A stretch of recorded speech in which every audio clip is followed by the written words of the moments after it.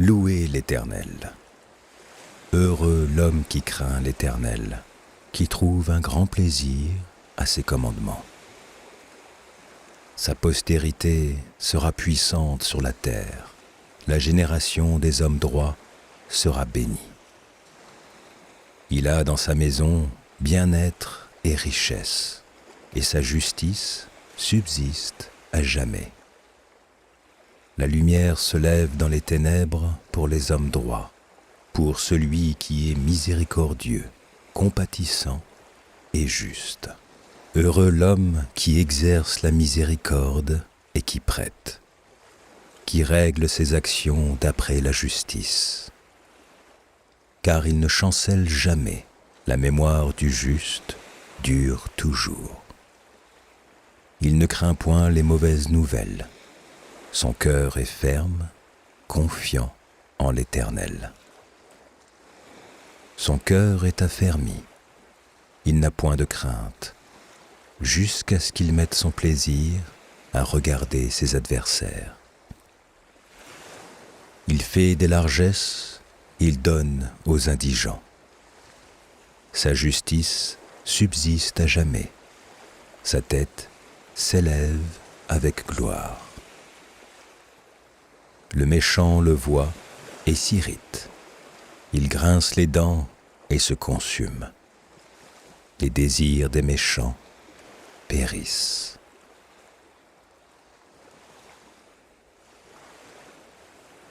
Psaume 121. Je lève mes yeux vers les montagnes. D'où me viendra le secours? Le secours me vient de l'Éternel, qui a fait les cieux et la terre. Il ne permettra point que ton pied chancelle. Celui qui te garde ne sommeillera point. Voici, il ne sommeille ni ne dort, celui qui garde Israël. L'Éternel est celui qui te garde. L'Éternel est ton ombre à ta main droite. Pendant le jour, le soleil ne te frappera point, ni la lune pendant la nuit. L'Éternel te gardera de tout mal. Il gardera ton âme. L'Éternel gardera ton départ et ton arrivée, dès maintenant et à jamais. Jacques, chapitre 2. Mes frères, que votre foi en notre glorieux Seigneur Jésus-Christ soit exempte de toute acception de personne. Supposez, en effet, qu'il entre dans votre assemblée un homme avec un anneau d'or et un habit magnifique, et qu'il y entre aussi un pauvre misérablement vêtu. Si tournant vos regards vers celui qui porte l'habit magnifique, vous lui dites « Toi, assieds-toi ici, à cette place d'honneur. » Et si vous dites au pauvre « Toi, tiens-toi là debout, ou bien assieds-toi au-dessous de mon marchepied. » Ne faites-vous pas en vous-même une distinction, et ne jugez-vous pas sous l'inspiration de pensées mauvaises? Écoutez, mes frères bien-aimés, Dieu n'a-t-il pas choisi les pauvres aux yeux du monde pour qu'ils soient riches en la foi et héritiers du royaume qu'il a promis à ceux qu'il aime? Et vous, vous avilissez le pauvre. Ne sont-ce pas les riches qui vous oppriment et qui vous traînent devant les tribunaux? Ne sont-ce pas eux qui outragent le beau nom que vous portez? Si vous accomplissez la loi royale, selon l'Écriture, tu aimeras ton prochain comme toi-même. Vous faites bien. Mais si vous faites acception de personne, vous commettez un péché. Vous êtes condamnés par la loi comme des transgresseurs. Car quiconque observe toute la loi, mais pêche contre un seul commandement, devient coupable de tout. En effet, celui qui a dit « Tu ne commettras point d'adultère » a dit aussi « Tu ne tueras point ». Or, si tu ne commets point d'adultère, mais que tu commettes un meurtre, tu deviens transgresseur de la loi. Parlez et agissez comme devant être jugés par une loi de liberté, car le jugement est sans miséricorde pour qui n'a pas fait miséricorde. La miséricorde triomphe du jugement. Mes frères, que sert-il à quelqu'un de dire qu'il a la foi s'il n'a pas les œuvres? La foi peut-elle le sauver? Si un frère ou une sœur sont nus et manquent de la nourriture de chaque jour, et que l'un d'entre eux vous leur dise « Allez en paix, chauffez-vous et vous rassasiez », et que vous ne leur donniez pas ce qui est nécessaire au corps, à quoi cela sert-il ? Il en est ainsi de la foi. Si elle n'a pas les œuvres, elle est morte en elle-même. Mais quand quelqu'un dira « Toi, tu as la foi, et moi, j'ai les œuvres. Montre-moi ta foi sans les œuvres, et moi, je te montrerai la foi par mes œuvres. Tu crois qu'il y a un seul Dieu, tu fais bien. Les démons le croient aussi, et ils tremblent. Peux-tu savoir, ô homme vain, que la foi sans les œuvres est inutile ? Abraham, notre père, ne fut-il pas justifié par les œuvres lorsqu'il offrit son fils Isaac sur l'autel ? Tu vois que la foi agissait avec ses œuvres, et que par les œuvres la foi fut rendue parfaite. Ainsi s'accomplit ce que dit l'Écriture. Abraham crut à Dieu, et cela lui fut imputé à justice, et il fut appelé ami de Dieu. Vous voyez que l'homme est justifié par les œuvres, et non par la foi seulement.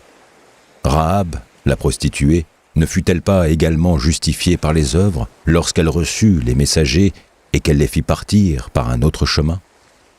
Comme le corps sans âme est mort, de même la foi sans les œuvres est morte. Proverbes, chapitre 23. Si tu es à table avec un grand, fais attention à ce qui est devant toi. Mets un couteau à ta gorge, si tu es trop d'avidité. Ne convoite pas ces friandises, c'est un aliment trompeur. Ne te tourmente pas pour t'enrichir, n'y applique pas ton intelligence. Veux-tu poursuivre du regard ce qui va disparaître ? Car la richesse se fait des ailes, et comme l'aigle, elle prend son vol vers les cieux. Ne mange pas le pain de celui dont le regard est malveillant, et ne convoite pas ses friandises. Car il est comme les pensées de son âme. Mange et bois, te dira-t-il, mais son cœur n'est point avec toi. Tu vomiras le morceau que tu as mangé, et tu auras perdu tes propos agréables. Ne parle pas aux oreilles de l'insensé, car il méprise la sagesse de tes discours. Ne déplace pas la borne ancienne, et n'entre pas dans le champ des orphelins. Car leur vengeur est puissant, il défendra leur cause contre toi. Ouvre ton cœur à l'instruction, et tes oreilles aux paroles de la science. N'épargne pas la correction à l'enfant. Si tu le frappes de la verge, il ne mourra point.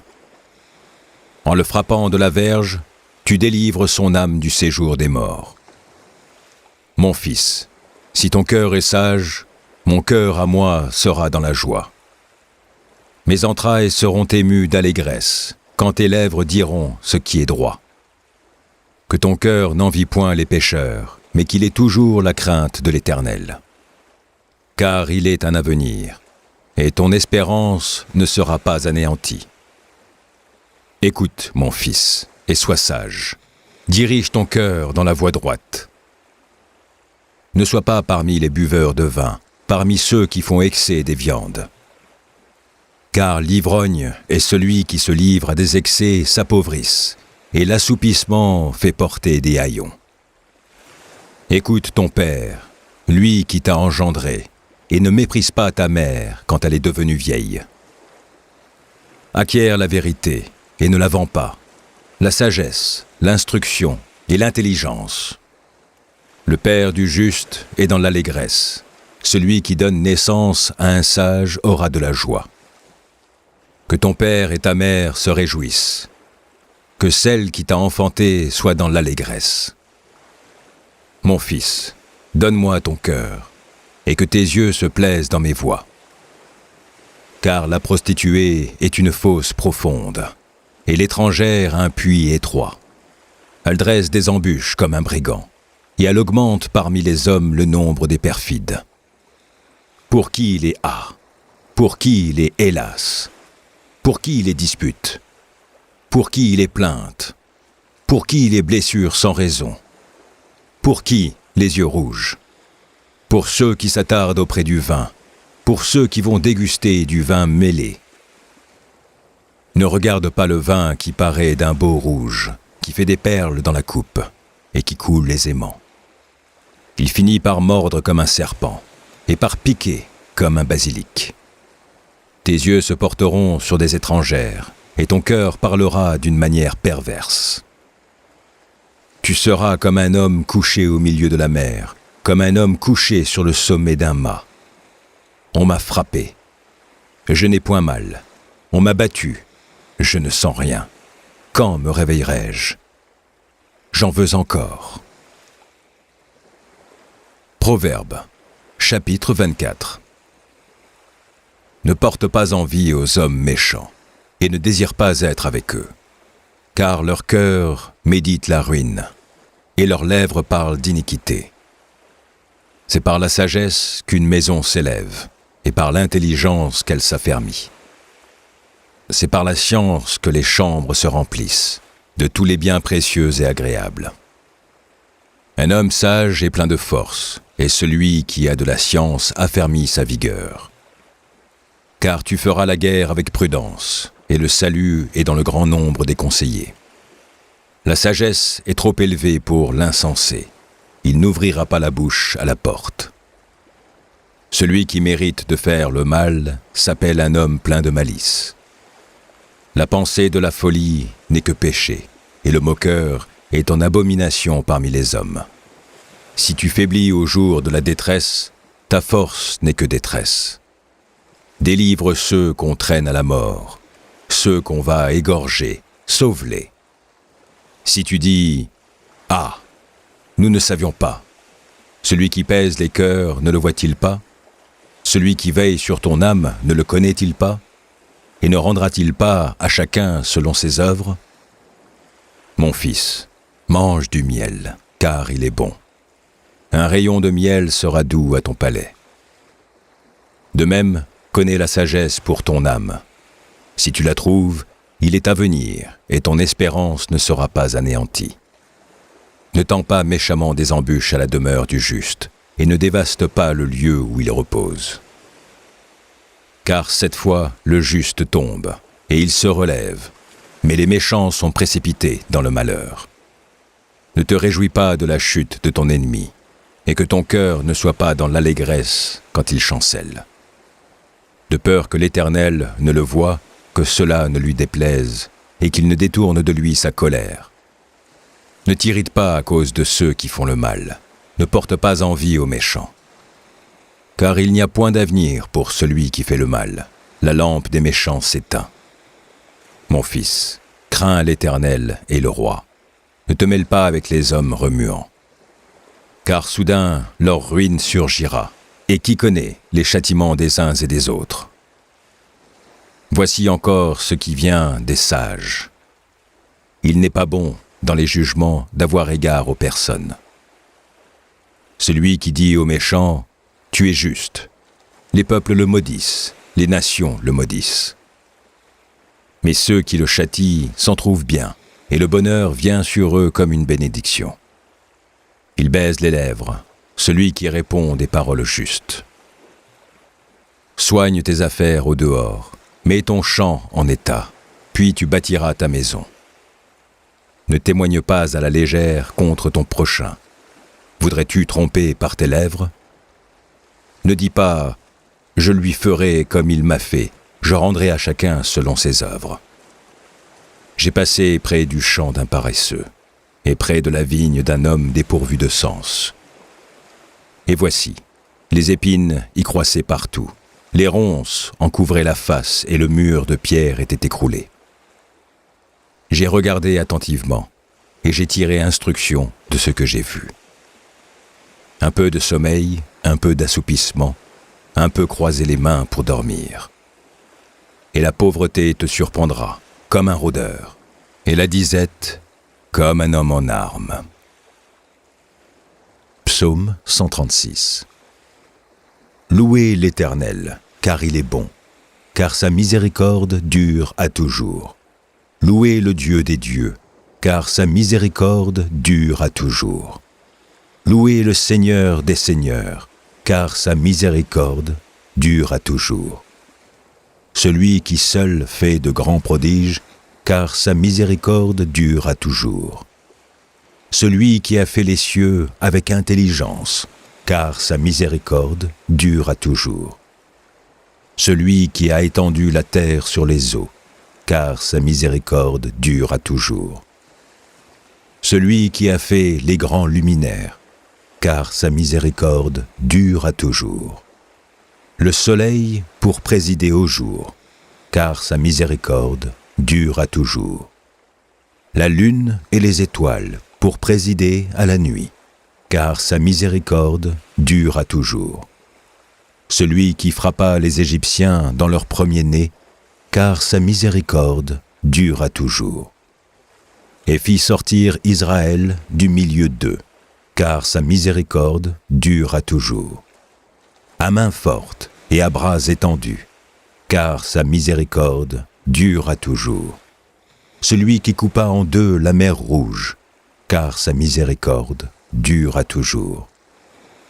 Qui fit passer Israël au milieu d'elle, car sa miséricorde dure à toujours. Et précipita Pharaon et son armée dans la mer Rouge, car sa miséricorde dure à toujours. Celui qui conduisit son peuple dans le désert, car sa miséricorde dure à toujours. Celui qui frappa de grands rois, car sa miséricorde dure à toujours. Qui tua des rois puissants, car sa miséricorde dure à toujours. Sion, roi des Amoréens, car sa miséricorde dure à toujours. Et Og, roi de Basan, car sa miséricorde dure à toujours. Et donna leur pays en héritage, car sa miséricorde dure à toujours. En héritage à Israël, son serviteur, car sa miséricorde dure à toujours. Celui qui soutient de nous quand nous étions humiliés, car sa miséricorde dure à toujours.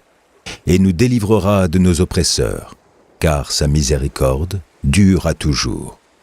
Celui qui donne la nourriture à toute chair, car sa miséricorde dure à toujours.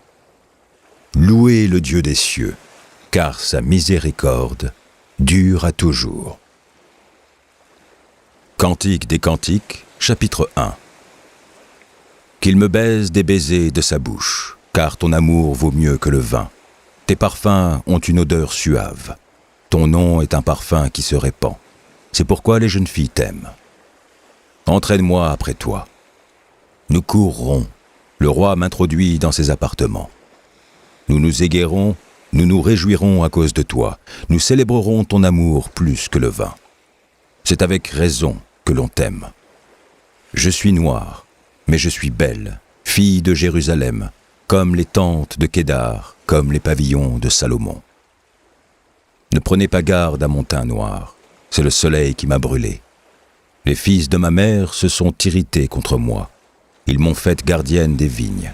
Ma vigne, à moi, je ne l'ai pas gardée. Dis-moi, ô toi que mon cœur aime, où tu fais paître tes brebis, où tu les fais reposer à midi. Car pourquoi serais-je comme une égarée près des troupeaux de tes compagnons? Si tu ne le sais pas, ô la plus belle des femmes, sors sur les traces des brebis et fais paître tes chevreaux près des demeures des bergers. À ma jument qu'on attelle au char de Pharaon, je te compare, ô mon ami. Tes joues sont belles au milieu des colliers, ton cou est beau au milieu des rangées de perles. Nous te ferons des colliers d'or avec des points d'argent. Tandis que le roi est dans son entourage, mon art exhale son parfum. Mon bien-aimé est pour moi un bouquet de myrrhe qui repose entre mes seins. Mon bien-aimé est pour moi une grappe de Troène des vignes d'Enguédi. Que tu es belle, mon ami, que tu es belle. Tes yeux sont des colombes. Que tu es beau, mon bien-aimé, que tu es aimable. Notre lit, c'est la verdure. Les solives de nos maisons sont des cèdres. Nos lambris sont des cyprès. Éternel, tu me sondes et tu me connais. Tu sais quand je m'assieds et quand je me lève. Tu pénètres de loin ma pensée. Tu sais quand je marche et quand je me couche. Et tu pénètres toutes mes voies. Car la parole n'est pas sur ma langue que déjà, ô Éternel, tu la connais entièrement. Tu m'entoures par derrière et par devant, et tu mets ta main sur moi. Une science aussi merveilleuse est au-dessus de ma portée. Elle est trop élevée pour que je puisse la saisir. Où irai-je loin de ton esprit? Et où fuirai-je loin de ta face? Si je monte aux cieux, tu y es. Si je me couche au séjour des morts, t'y voilà. Si je prends les ailes de l'aurore et que j'aille habiter à l'extrémité de la mer, là aussi ta main me conduira et ta droite me saisira. Si je dis, au moins les ténèbres me couvriront, la nuit devient lumière autour de moi. Même les ténèbres ne sont pas obscures pour toi. La nuit brille comme le jour, et les ténèbres comme la lumière. C'est toi qui as formé mes reins, qui m'as tissé dans le sein de ma mère. Je te loue de ce que je suis une créature si merveilleuse. Tes œuvres sont admirables, et mon âme le reconnaît bien. Mon corps n'était point caché devant toi, lorsque j'ai été fait dans un lieu secret, tissé dans les profondeurs de la terre. Quand je n'étais qu'une masse informe, tes yeux me voyaient, et sur ton livre étaient tous inscrits les jours qui m'étaient destinés, avant qu'aucun d'eux existât. Que tes pensées, ô Dieu, me semblent impénétrables, que le nombre en est grand. Si je les compte, elles sont plus nombreuses que les grains de sable. Je m'éveille et je suis encore avec toi. Ô Dieu, puisses-tu faire mourir le méchant. Homme de sang, éloignez-vous de moi. Ils parlent de toi d'une manière criminelle. Ils prennent ton nom pour mentir, eux, tes ennemis. Éternel, n'aurais-je pas de la haine pour ceux qui te haïssent, du dégoût pour ceux qui s'élèvent contre toi? Je les hais d'une parfaite haine. Ils sont pour moi des ennemis. Sonde-moi, ô Dieu, et connais mon cœur. Éprouve-moi et connais mes pensées. Regarde si je suis sur une mauvaise voie et conduis-moi sur la voie de l'éternité. Éternel, je t'invoque. Viens en hâte auprès de moi. Prête l'oreille à ma voix quand je t'invoque. Que ma prière soit devant ta face comme l'encens et l'élévation de mes mains comme l'offrande du soir. Éternel, mets une garde à ma bouche, veille sur la porte de mes lèvres. N'entraîne pas mon cœur à des choses mauvaises, à des actions coupables avec les hommes qui font le mal, et que je ne prenne aucune part à leur festin. Que le juste me frappe, c'est une faveur. Qu'il me châtie, c'est de l'huile sur ma tête. Ma tête ne se détournera pas, mais de nouveau ma prière s'élèvera contre leur méchanceté. Que leur juge soit précipité le long des rochers, et l'on écoutera mes paroles, car elles sont agréables. Comme quand on laboure et qu'on fend la terre, ainsi nos os sont dispersés à l'entrée du séjour des morts. C'est vers toi, Éternel Seigneur, que se tournent mes yeux. C'est auprès de toi que je cherche un refuge. N'abandonne pas mon âme. Garantis-moi du piège qu'ils me tendent et des embûches de ceux qui font le mal. Que les méchants tombent dans leur filet et que je m'échappe en même temps. De ma voix, je crie à l'Éternel. De ma voix, j'implore l'Éternel. Je répands ma plainte devant lui. Je lui raconte ma détresse. Quand mon esprit est abattu au-dedans de moi, toi, tu connais mon sentier. Sur la route où je marche, ils m'ont tendu un piège. Jette les yeux à droite et regarde. Personne ne me reconnaît. Tout refuge est perdu pour moi. Nul ne prend souci de mon âme. Éternel, c'est à toi que je crie. Je dis, tu es mon refuge, mon partage sur la terre des vivants. Sois attentif à mes cris, car je suis bien malheureux. Délivre-moi de ceux qui me poursuivent, car ils sont plus forts que moi. Tire mon âme de sa prison, afin que je célèbre ton nom. Les justes viendront m'entourer quand tu m'auras fait du bien. Matthieu, chapitre 18.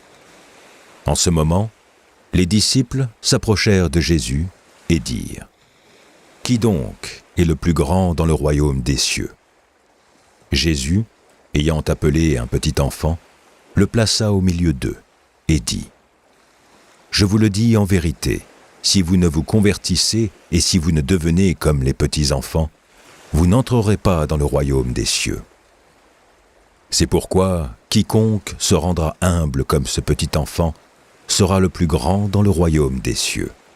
Et quiconque reçoit en mon nom un petit enfant comme celui-ci me reçoit moi-même. Mais si quelqu'un scandalisait un de ces petits qui croient en moi, il vaudrait mieux pour lui qu'on suspendît à son cou une meule de moulin et qu'on le jetât au fond de la mer. Malheur au monde à cause des scandales, car il est nécessaire qu'il arrive des scandales, mais malheur à l'homme par qui le scandale arrive. Si ta main ou ton pied est pour toi une occasion de chute, coupe-les et jette-les loin de toi. Mieux vaut pour toi entrer dans la vie boiteux ou manchot que d'avoir 2 pieds ou 2 mains et d'être jeté dans le feu éternel. Et si ton œil est pour toi une occasion de chute, arrache-le et jette-le loin de toi.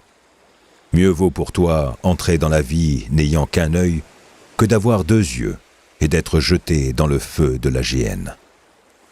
Gardez-vous de mépriser un seul de ces petits, car je vous dis que leurs anges dans les cieux voient continuellement la face de mon Père qui est dans les cieux. Car le Fils de l'homme est venu sauver ce qui était perdu. Que vous en semble ? Si un homme a 100 brebis et que l'une d'elles s'égare, ne laisse-t-il pas les 99 autres sur les montagnes pour aller chercher celle qui s'est égarée ? Et s'il la trouve, je vous le dis en vérité, elle lui cause plus de joie que les 99 qui ne se sont pas égarés. De même, ce n'est pas la volonté de votre Père qui est dans les cieux qu'il se perde un seul de ses petits. Si ton frère a péché, va et reprends-le entre toi et lui seul. S'il t'écoute, tu as gagné ton frère. Mais s'il ne t'écoute pas, prends avec toi 1 ou 2 personnes, afin que toute l'affaire se règle sur la déclaration de 2 ou de 3 témoins. S'il refuse de les écouter, dis-le à l'Église. Et s'il refuse aussi d'écouter l'Église, qu'il soit pour toi comme un païen et un publicain. Je vous le dis en vérité, tout ce que vous lirez sur la terre sera lié dans le ciel, et tout ce que vous délierez sur la terre sera délié dans le ciel. Je vous dis encore que si 2 d'entre vous s'accordent sur la terre pour demander une chose quelconque, elle leur sera accordée par mon Père qui est dans les cieux. Car là où 2 ou 3 sont assemblés en mon nom, je suis au milieu d'eux. Alors, Pierre s'approcha de lui et dit : Seigneur, combien de fois pardonnerai-je à mon frère lorsqu'il péchera contre moi ? Sera-ce jusqu'à 7 fois ? Jésus lui dit : Je ne te dis pas jusqu'à 7 fois, mais jusqu'à 70 fois 7 fois. C'est pourquoi le royaume des cieux est semblable à un roi qui voulut faire rendre compte à ses serviteurs. Quand il se mit à compter, on lui en amena un qui devait 10 000 talents. Comme il n'avait pas de quoi payer, son maître ordonna qu'il fût vendu, lui, sa femme, ses enfants, et tout ce qu'il avait, et que la dette fût acquittée. Le serviteur, se jetant à terre, se prosterna devant lui et dit : Seigneur, aie patience envers moi, et je te paierai tout. Ému de compassion, le maître de ce serviteur le laissa aller et lui remit la dette. Après qu'il fut sorti, ce serviteur rencontra un de ses compagnons qui lui devait 100 deniers. Il le saisit et l'étranglait en disant « Paie ce que tu me dois ». Son compagnon, se jetant à terre, le suppliait, disant « Aie patience envers moi, et je te paierai ». Mais l'autre ne voulut pas, et il alla le jeter en prison, jusqu'à ce qu'il eût payé ce qu'il devait. Ses compagnons, ayant vu ce qui était arrivé, furent profondément attristés, et ils allèrent raconter à leur maître tout ce qui s'était passé. Alors le maître fit appeler ce serviteur, et lui dit « Méchant serviteur, je t'avais remis en entier ta dette, parce que tu m'en avais supplié. Ne devais-tu pas aussi avoir pitié de ton compagnon, comme j'ai eu pitié de toi ?» Et son maître, irrité, le livra au bourreau, jusqu'à ce qu'il eût payé tout ce qu'il devait. C'est ainsi que mon Père céleste vous traitera, si chacun de vous ne pardonne à son frère de tout son cœur. Marc chapitre 2. Quelques jours après, Jésus revint à Capernaum. On apprit qu'il était à la maison, et il s'assembla un si grand nombre de personnes que l'espace devant la porte ne pouvait plus les contenir. Il leur annonçait la parole. Des gens vinrent à lui, amenant un paralytique porté par 4 hommes. Comme s'ils ne pouvaient l'aborder à cause de la foule, ils découvrirent le toit de la maison où il était, et ils descendirent par cette ouverture le lit sur lequel le paralytique était couché. Jésus, voyant leur foi, dit au paralytique, « Mon enfant, tes péchés sont pardonnés. » Il y avait là quelques scribes qui étaient assis et qui se disaient au-dedans d'eux, « Comment cet homme parle-t-il ainsi? Il blasphème. Qui peut pardonner les péchés si ce n'est Dieu seul ?» Jésus, ayant aussitôt connu par son esprit ce qu'ils pensaient au-dedans d'eux, leur dit, « Pourquoi avez-vous de telles pensées dans vos cœurs?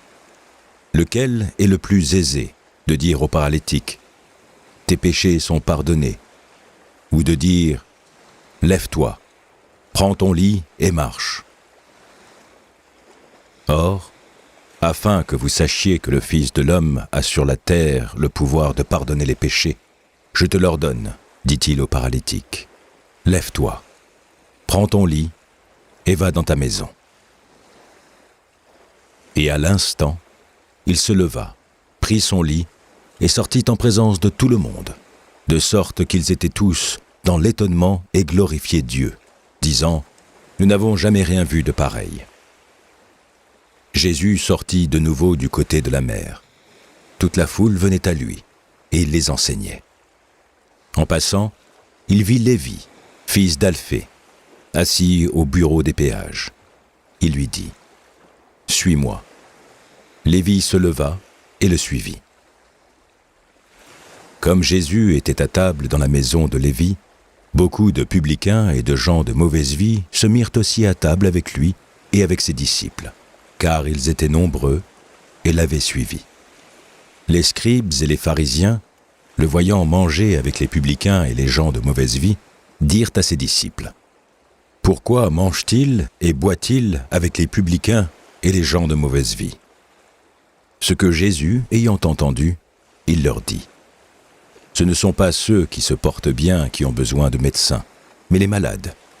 Je ne suis pas venu appeler des justes, mais des pécheurs. » Les disciples de Jean et les pharisiens jeûnaient.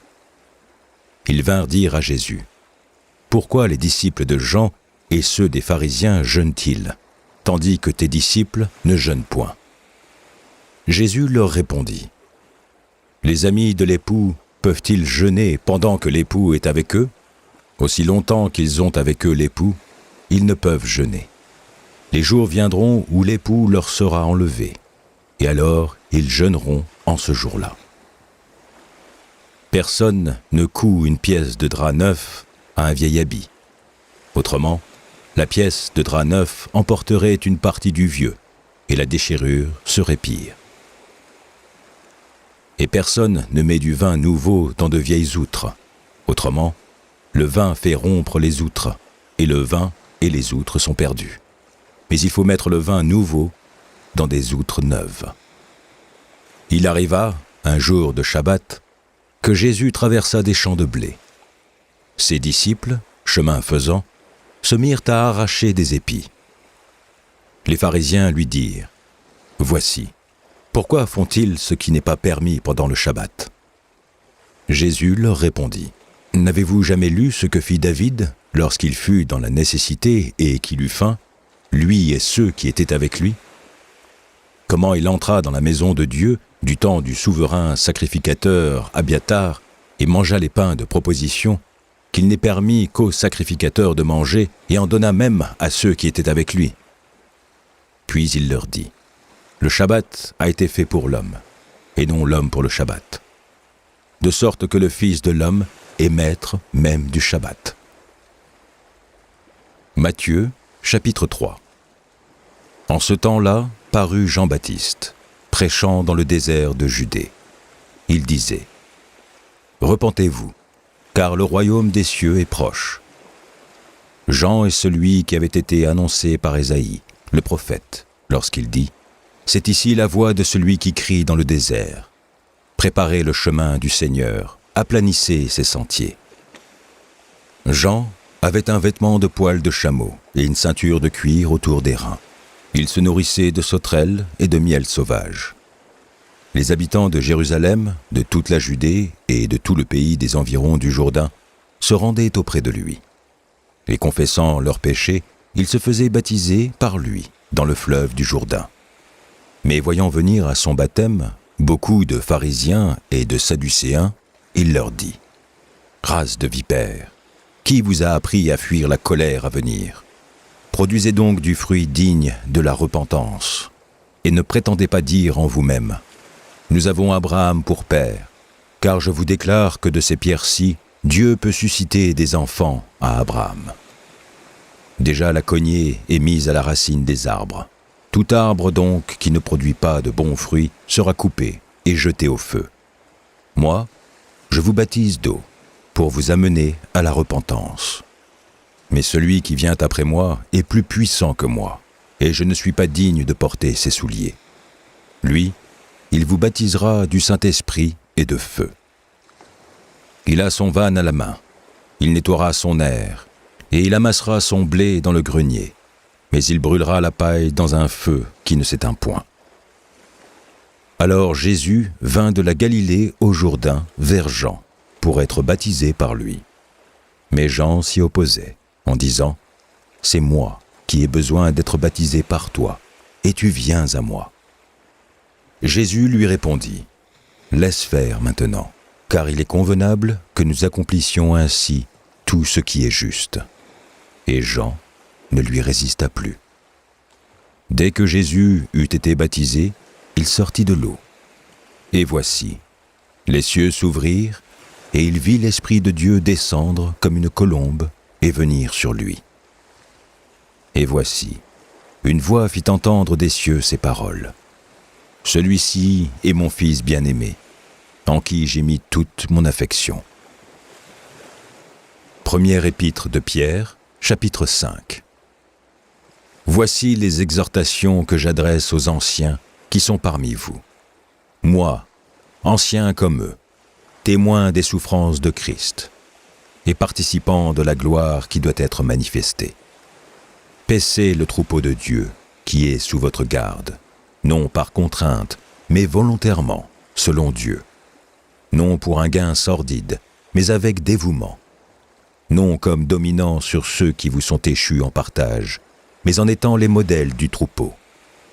Et lorsque le souverain pasteur paraîtra, vous obtiendrez la couronne incorruptible de la gloire. De même, vous qui êtes jeunes, soyez soumis aux anciens. Et tous, dans vos rapports mutuels, revêtez-vous d'humilité, car Dieu résiste aux orgueilleux, mais il fait grâce aux humbles. Humiliez-vous donc sous la puissante main de Dieu, afin qu'il vous élève au temps convenable, et déchargez-vous sur lui de tous vos soucis, car lui-même prend soin de vous. soyez sobres, veillez. Votre adversaire, le diable, rôde comme un lion rugissant, cherchant qui il dévorera.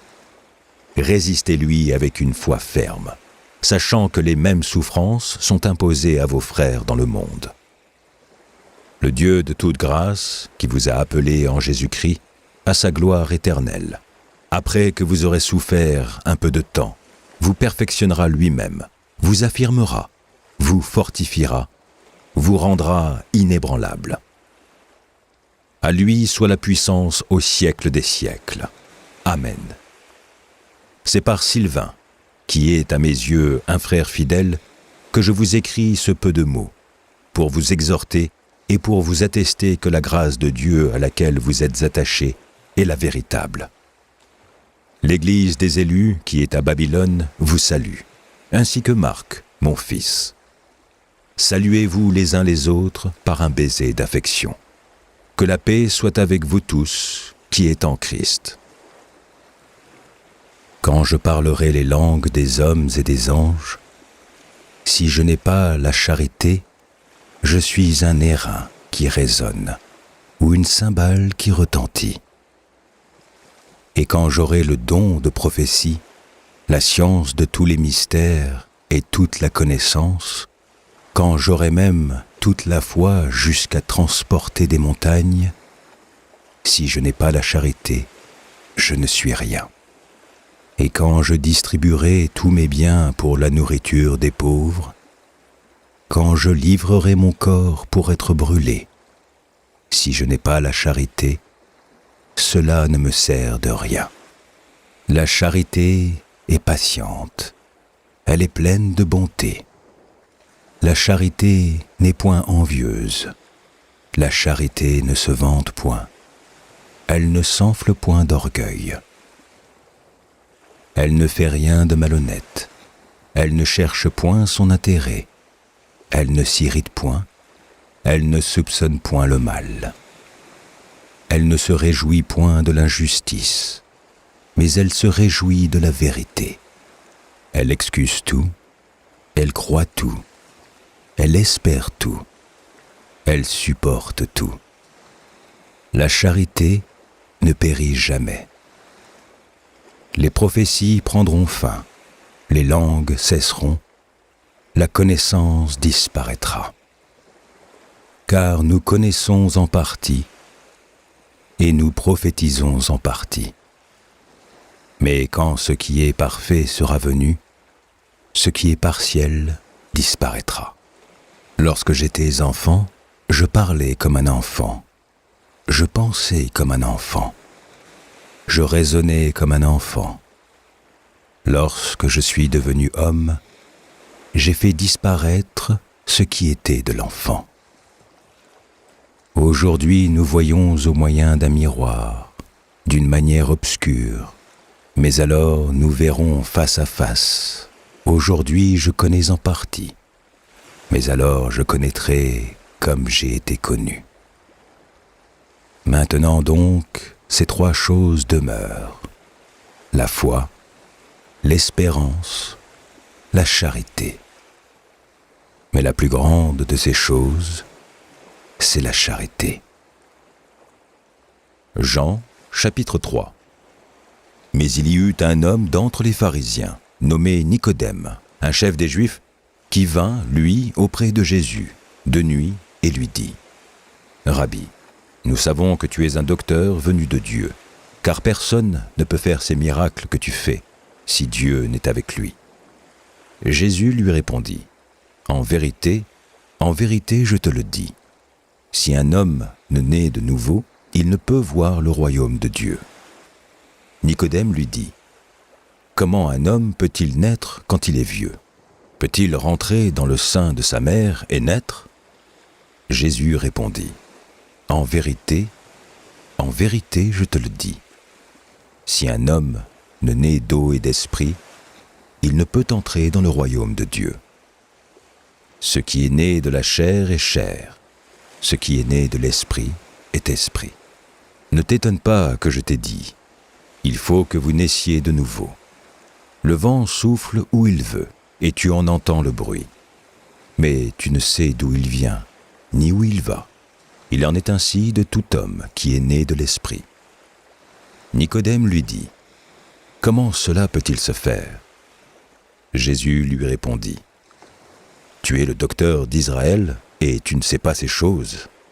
En vérité, je te le dis, nous disons ce que nous savons, et nous rendons témoignage de ce que nous avons vu, et vous ne recevez pas notre témoignage.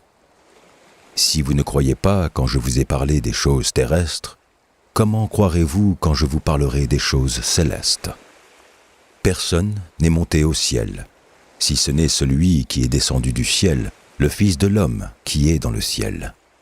Et comme Moïse éleva le serpent dans le désert, il faut de même que le Fils de l'homme soit élevé, afin que quiconque croit en lui ait la vie éternelle. Car Dieu a tant aimé le monde qu'il a donné son Fils unique, afin que quiconque croit en lui ne périsse point, mais qu'il ait la vie éternelle.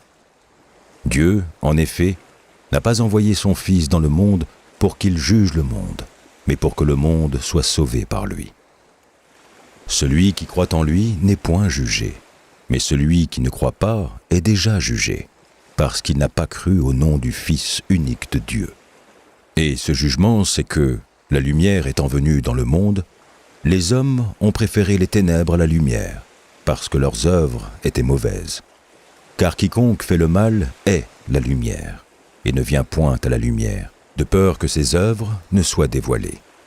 Mais celui qui agit selon la vérité vient à la lumière, afin que ses œuvres soient manifestées, parce qu'elles sont faites en Dieu.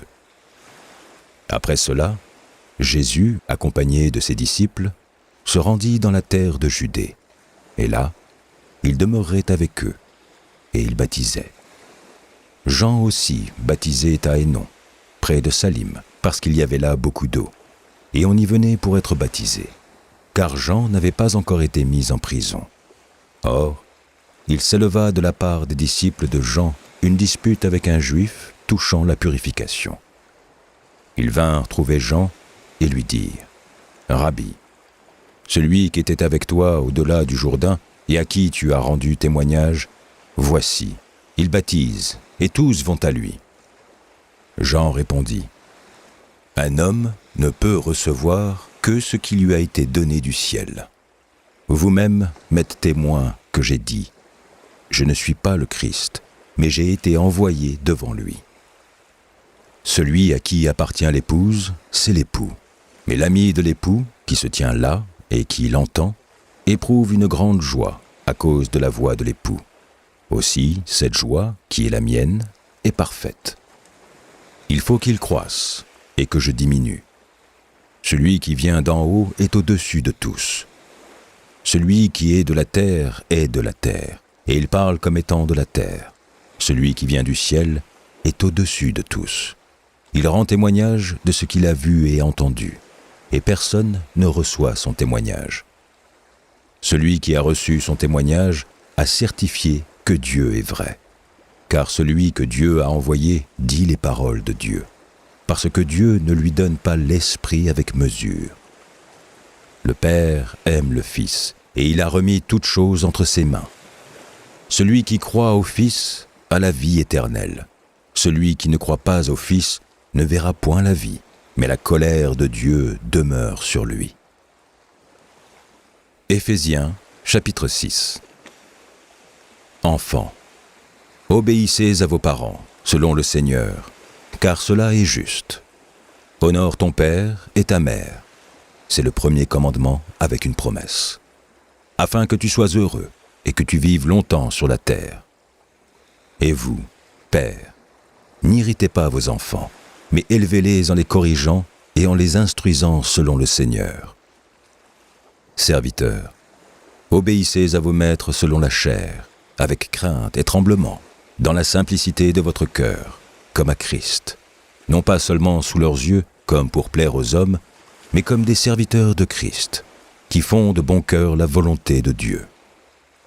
Servez-les avec empressement, comme servant le Seigneur et non des hommes, sachant que chacun, soit esclave, soit libre, recevra du Seigneur selon ce qu'il aura fait de bien.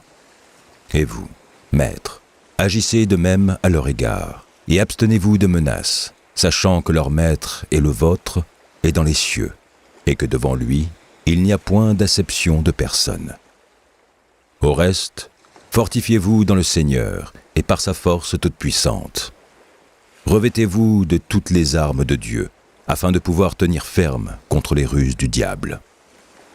Car nous n'avons pas à lutter contre la chair et le sang, mais contre les dominations, contre les autorités, contre les princes de ce monde de ténèbres, contre les esprits méchants dans les lieux célestes. C'est pourquoi, prenez toutes les armes de Dieu, afin de pouvoir résister dans le mauvais jour, et tenir ferme après avoir tout surmonté. Tenez donc ferme. Ayez à vos reins la vérité pour ceinture. Revêtez la cuirasse de la justice. Mettez pour chaussure à vos pieds le zèle que donne l'évangile de paix. Prenez par-dessus tout cela le bouclier de la foi, avec lequel vous pourrez éteindre tous les traits enflammés du malin. Prenez aussi le casque du salut et l'épée de l'esprit, qui est la parole de Dieu. Faites en tout temps par l'esprit toutes sortes de prières et de supplications. Veillez à cela avec une entière persévérance et priez pour tous les saints. Priez pour moi, afin qu'il me soit donné, quand j'ouvre la bouche, de faire connaître hardiment et librement le mystère de l'Évangile, pour lequel je suis ambassadeur dans les chaînes, et que j'en parle avec assurance, comme je dois en parler. Afin que vous aussi, vous sachiez ce qui me concerne, ce que je fais. Tychik, le bien-aimé frère et fidèle ministre dans le Seigneur, vous informera de tout. Je l'envoie exprès vers vous, pour que vous connaissiez notre situation, et pour qu'il console vos cœurs. Que la paix et la charité avec la foi soient données aux frères de la part de Dieu le Père et du Seigneur Jésus-Christ. Que la grâce soit avec tous ceux qui aiment notre Seigneur Jésus-Christ d'un amour inaltérable. Hébreux, chapitre 13. Persévérez dans l'amour fraternel.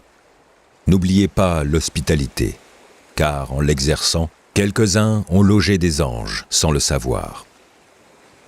Souvenez-vous des prisonniers, comme si vous étiez aussi prisonniers, de ceux qui sont maltraités, comme étant aussi vous-même dans un corps.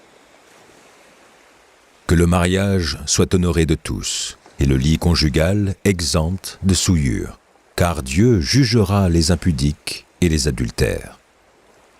Ne vous livrez pas à l'amour de l'argent, contentez-vous de ce que vous avez, car Dieu lui-même a dit « Je ne te délaisserai point, et je ne t'abandonnerai point. » C'est donc avec assurance que nous pouvons dire « Le Seigneur est mon aide, et je ne craindrai rien. Que peut me faire un homme ?» Souvenez-vous de vos conducteurs qui vous ont annoncé la parole de Dieu. Considérez quelle a été la fin de leur vie, et imitez leur foi. Jésus-Christ est le même hier, aujourd'hui et éternellement. Ne vous laissez pas entraîner par des doctrines diverses et étrangères, car il est bon que le cœur soit affermi par la grâce, et non par des aliments qui n'ont servi de rien à ceux qui s'y sont attachés. Nous avons un autel dont ceux qui font le service au tabernacle n'ont pas le pouvoir de manger. Le corps des animaux, dont le sang est porté dans le sanctuaire par le souverain sacrificateur pour le péché, sont brûlés hors du camp. C'est pour cela que Jésus aussi, afin de sanctifier le peuple par son propre sang, a souffert hors de la porte. Sortons donc pour aller à lui, hors du camp, en portant son opprobre, car nous n'avons point ici-bas de cité permanente, mais nous cherchons celle qui est à venir. Par lui, offrons sans cesse à Dieu un sacrifice de louange, c'est-à-dire le fruit de lèvres qui confessent son nom. Et n'oubliez pas la bienfaisance et la libéralité, car c'est à de tels sacrifices que Dieu prend plaisir. Obéissez à vos conducteurs, et ayez pour eux de la déférence, car ils veillent sur vos âmes comme devant en rendre compte. Qu'ils en soient ainsi, afin qu'ils le fassent avec joie et non en gémissant, ce qui vous ne serait d'aucun avantage. Priez pour nous, car nous croyons avoir une bonne conscience, voulant en toute chose nous bien conduire. C'est avec instance que je vous demande de le faire, afin que je vous sois rendu plus tôt. Que le Dieu de paix, qui a ramené d'entre les morts le grand pasteur des brebis, par le sang d'une alliance éternelle, notre Seigneur Jésus, vous rende capable de toute bonne œuvre pour l'accomplissement de sa volonté, et fasse en vous ce qui lui est agréable, par Jésus-Christ, auquel soit la gloire au siècle des siècles. Amen. Je vous prie, frères, de supporter ces paroles d'exhortation, car je vous ai écrit brièvement. Sachez que notre frère Timothée a été relâché. S'il vient bientôt, j'irai vous voir avec lui. Saluez tous vos conducteurs et tous les saints. Ceux d'Italie vous saluent. Que la grâce soit avec vous tous. Amen. Apocalypse, chapitre 22. Et il me montra un fleuve d'eau de la vie, limpide comme du cristal, qui sortait du trône de Dieu et de l'agneau. Au milieu de la place de la ville et sur les deux bords du fleuve, il y avait un arbre de vie, produisant 12 fois des fruits, rendant son fruit chaque mois, et dont les feuilles servaient à la guérison des nations. Il n'y aura plus d'anathème. Le trône de Dieu et de l'agneau sera dans la ville. Ses serviteurs le serviront et verront sa face. Et son nom sera sur les fronts. Il n'y aura plus de nuit, et ils n'auront besoin ni de lampe ni de lumière, parce que le Seigneur Dieu les éclairera. Ils régneront au siècle des siècles. Et il me dit, ces paroles sont certaines et véritables, et le Seigneur, le Dieu des esprits et des prophètes, a envoyé son ange pour montrer à ses serviteurs les choses qui doivent arriver bientôt. Et ici, je viens bientôt. Heureux celui qui garde les paroles de la prophétie de ce livre. C'est moi, Jean, qui ai entendu et vu ces choses. Et quand j'eus entendu et vu, je tombai aux pieds de l'ange qui me les montrait pour l'adorer. Mais il me dit, garde-toi de le faire. Je suis ton compagnon de service, et celui de tes frères les prophètes, et de ceux qui gardent les paroles de ce livre. Adore Dieu. Et il me dit, ne scelle point les paroles de la prophétie de ce livre, car le temps est proche. Que celui qui est injuste soit encore injuste, que celui qui est souillé se souille encore, et que le juste pratique encore la justice, et que celui qui est saint se sanctifie encore. Voici, je viens bientôt, et ma rétribution est avec moi, pour rendre à chacun selon ce qu'est son œuvre. Je suis l'alpha et l'oméga, le premier et le dernier, le commencement et la fin. Heureux ceux qui lavent leurs robes, afin d'avoir droit à l'arbre de vie, et d'entrer par les portes dans la ville. Dehors les chiens, les enchanteurs, les impudiques, les meurtriers, les idolâtres, et quiconque aime et pratique le mensonge. Moi, Jésus, j'ai envoyé mon ange pour vous attester ces choses dans les églises. Je suis le rejeton et la postérité de David, l'étoile brillante du matin. Et l'esprit et l'épouse disent, viens. Et que celui qui entend dise, viens. Et que celui qui a soif vienne. Que celui qui veut prenne de l'eau de la vie, gratuitement. Je le déclare à quiconque entend les paroles de la prophétie de ce livre. Si quelqu'un y ajoute quelque chose, Dieu le frappera des fléaux décrits dans ce livre. Et si quelqu'un retranche quelque chose des paroles du livre de cette prophétie, Dieu retranchera sa part de l'arbre de la vie et de la ville sainte, décrits dans ce livre. Celui qui atteste ces choses dit, oui, je viens bientôt. Amen. Viens, Seigneur Jésus. Que la grâce du Seigneur Jésus soit avec tous.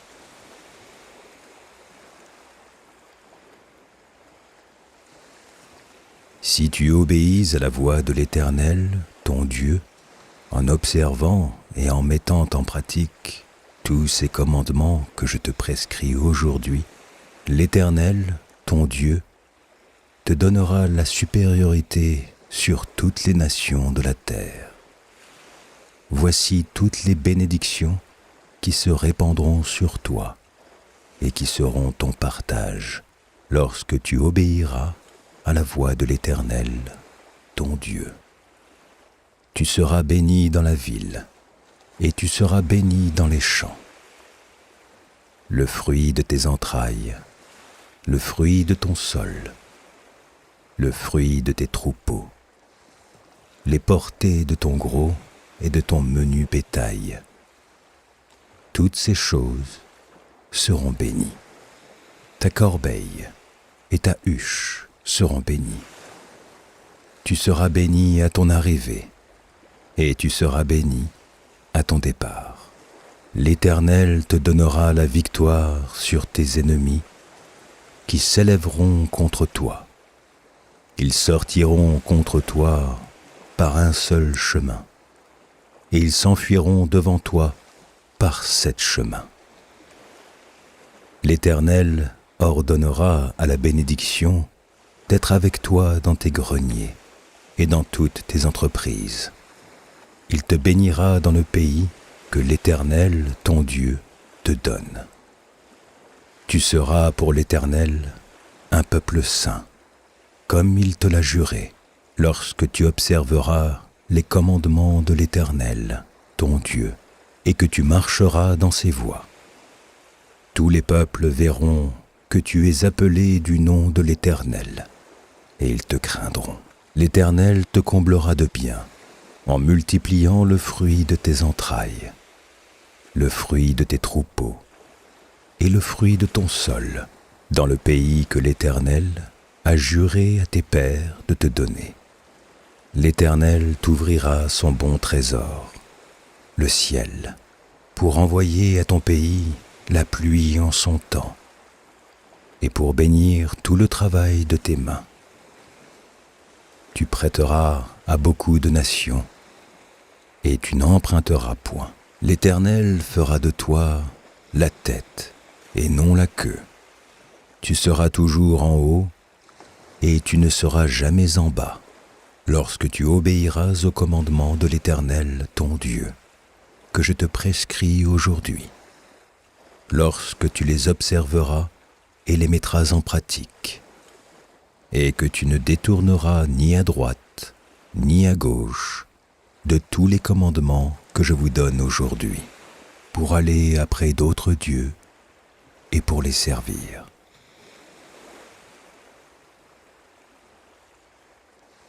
Galates, chapitre 6. Frères, si un homme vient à être surpris en quelque faute, vous qui êtes spirituels, redressez-le avec un esprit de douceur. Prends garde à toi-même, de peur que tu ne sois aussi tenté. Portez les fardeaux les uns des autres, et vous accomplirez ainsi la loi de Christ. Si quelqu'un pense être quelque chose, quoiqu'il ne soit rien, il s'abuse lui-même. Que chacun examine ses propres œuvres, et alors il aura sujet de se glorifier pour lui seul, et non par rapport à autrui. Car chacun portera son propre fardeau. Que celui à qui l'on enseigne la parole fasse part de tous ses biens à celui qui l'enseigne. Ne vous y trompez pas, on ne se moque pas de Dieu. Ce qu'un homme aura semé, il le moissonnera aussi. Celui qui sème pour sa chair moissonnera de la chair la corruption. Mais celui qui sème pour l'esprit moissonnera de l'esprit la vie éternelle. Ne nous lassons pas de faire le bien, car nous moissonnerons au temps convenable si nous ne nous relâchons pas. Ainsi donc, pendant que nous en avons l'occasion, pratiquons le bien envers tous, et surtout envers les frères en la foi. Voyez avec quelle grande lettre je vous ai écrit de ma propre main. Tous ceux qui veulent se rendre agréables selon la chair vous contraignent à vous faire circoncire, uniquement afin de n'être pas persécutés pour la croix de Christ. Car les circoncis eux-mêmes n'observent point la loi. mais ils veulent que vous soyez circoncis, pour se glorifier dans votre chair.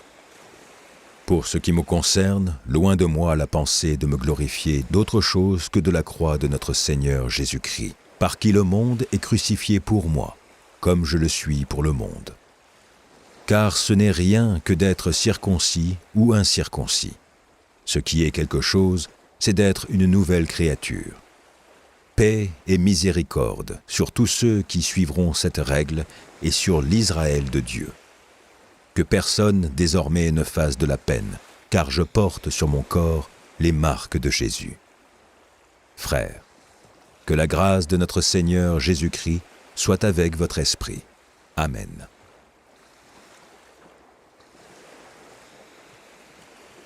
Psaume 20. Que l'Éternel t'exauce au jour de la détresse, que le nom du Dieu de Jacob te protège. Que du sanctuaire il t'envoie du secours, que de Sion il te soutienne. Qu'il se souvienne de toutes tes offrandes, et qu'il agrée tes holocaustes. Qu'il te donne ce que ton cœur désire, et qu'il accomplisse tous tes desseins. Nous nous réjouirons de ton salut, nous lèverons l'étendard au nom de notre Dieu. L'Éternel exaucera tous tes vœux. Je sais déjà que l'Éternel sauve son oint. Il exaucera des cieux, de sa sainte demeure, par le secours puissant de sa droite. Ceux-ci s'appuient sur leurs chars, ceux-là sur leurs chevaux. Nous invoquons le nom de l'Éternel, notre Dieu. Eux, ils plient et ils tombent. Nous tenons ferme et restons debout. Éternel, sauve le roi, qu'il nous exauce quand nous l'invoquons.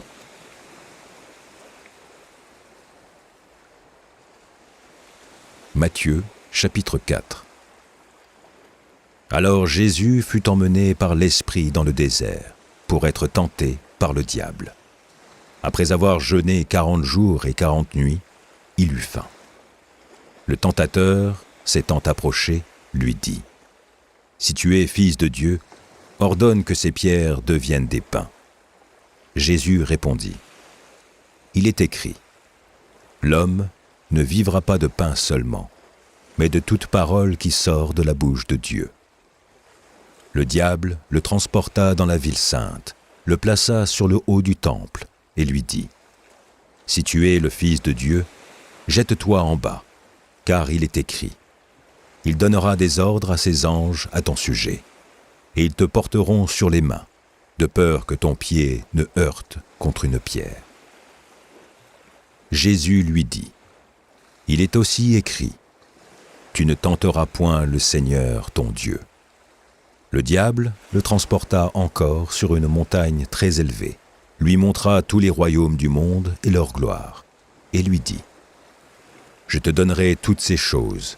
si tu te prosternes et m'adores. » Jésus lui dit : « Retire-toi, Satan, car il est écrit : Tu adoreras le Seigneur, ton Dieu, et tu le survivras lui seul. » Alors le diable le laissa. Et voici, des anges vinrent auprès de Jésus et le servaient.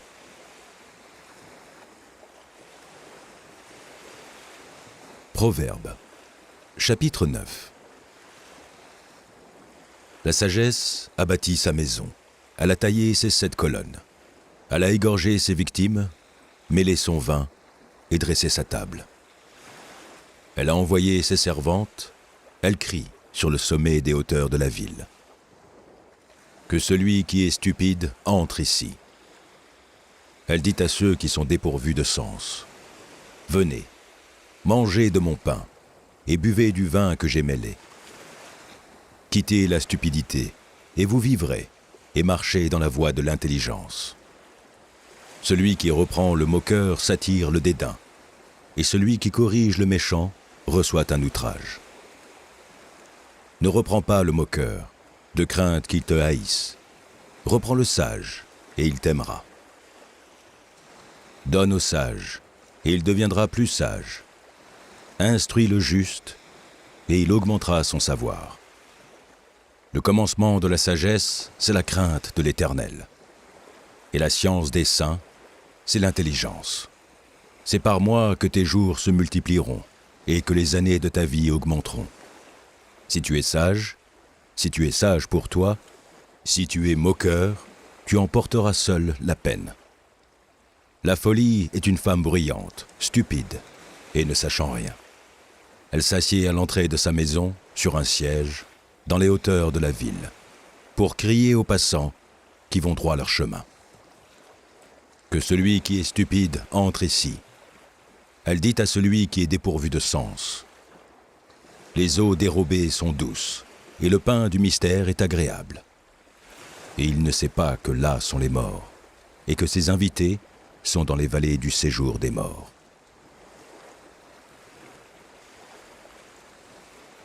Psaume 64. Ô Dieu, écoute ma voix quand je gémis. Protège ma vie contre l'ennemi que je crains. Garantis-moi des complots des méchants, de la troupe bruyante des hommes iniques.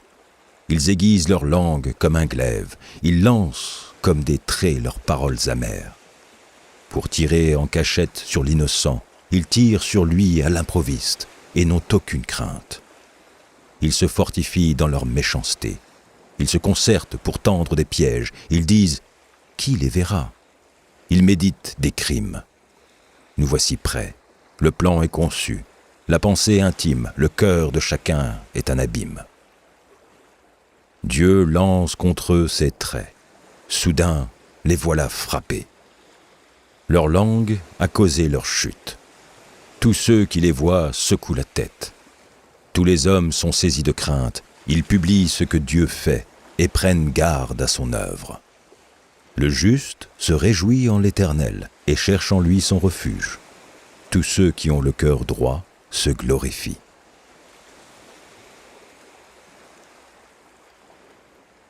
Ésaïe, chapitre 53.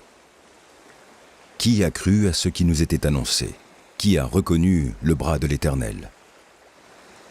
Il s'est élevé devant lui comme une faible plante, comme un rejeton qui sort d'une terre desséchée. Il n'y avait ni beauté, ni éclat pour attirer nos regards, et son aspect n'avait rien pour nous plaire.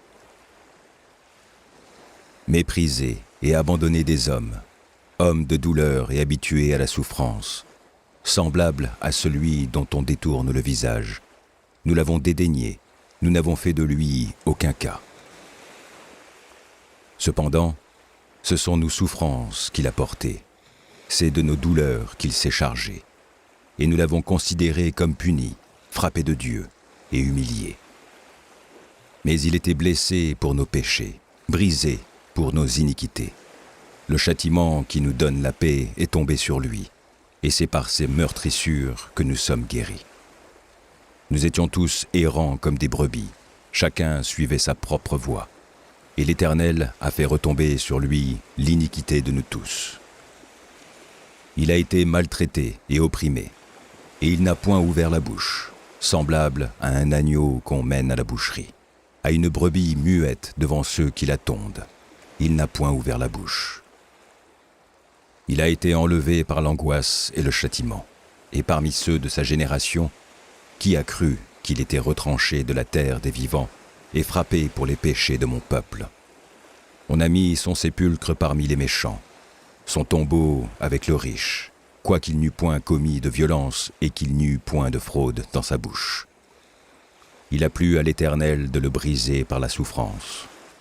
Après avoir livré sa vie en sacrifice pour le péché, il verra une postérité et prolongera ses jours. Et l'œuvre de l'Éternel prospérera entre ses mains. À cause du travail de son âme, il rassaisira ses regards. Par sa connaissance, mon serviteur juste justifiera beaucoup d'hommes, et il se chargera de leur iniquité. C'est pourquoi je lui donnerai sa part avec les grands. Il partagera le butin avec les puissants, parce qu'il s'est livré lui-même à la mort, et qu'il a été mis au nombre des malfaiteurs, parce qu'il a porté les péchés de beaucoup d'hommes, et qu'il a intercédé pour les coupables.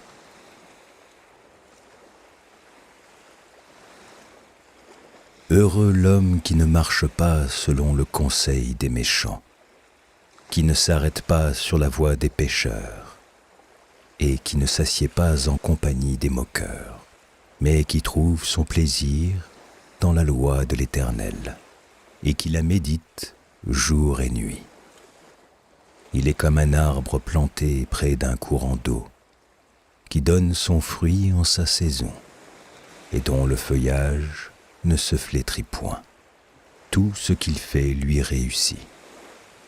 Il n'en est pas ainsi des méchants. Ils sont comme la paille que le vent dissipe.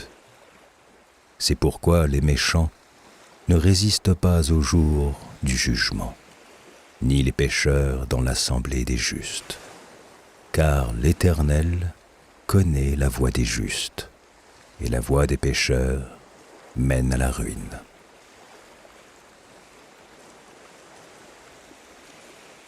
Jacques, chapitre 1. Jacques, serviteur de Dieu et du Seigneur Jésus-Christ, aux 12 tribus qui sont dans la dispersion, salut. Mes frères, regardez comme un sujet de joie complète les diverses épreuves auxquelles vous pouvez être exposés, sachant que l'épreuve de votre foi produit la patience.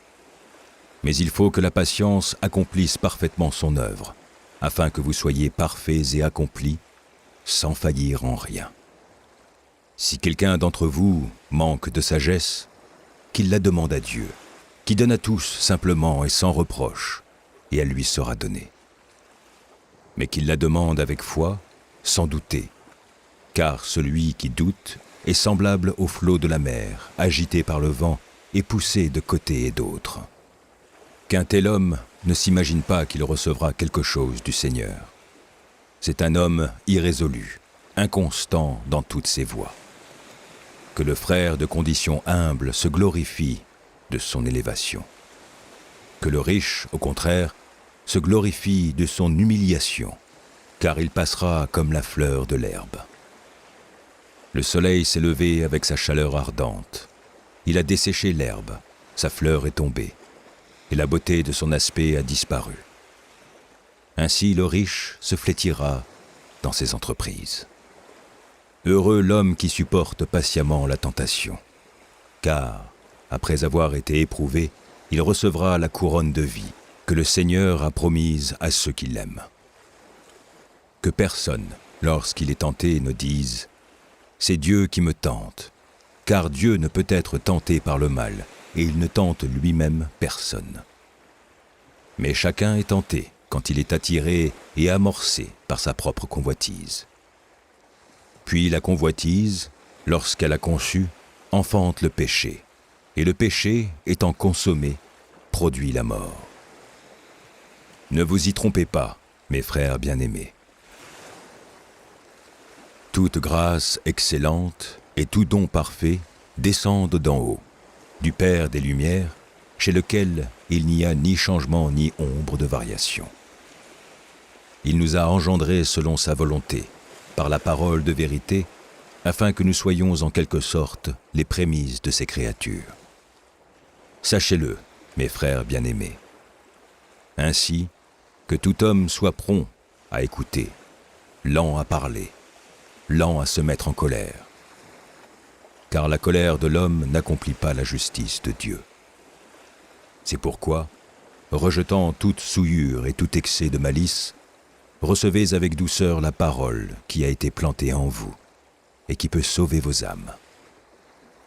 Mettez en pratique la parole et ne vous bornez pas à l'écouter en vous trompant vous-même par de faux raisonnements.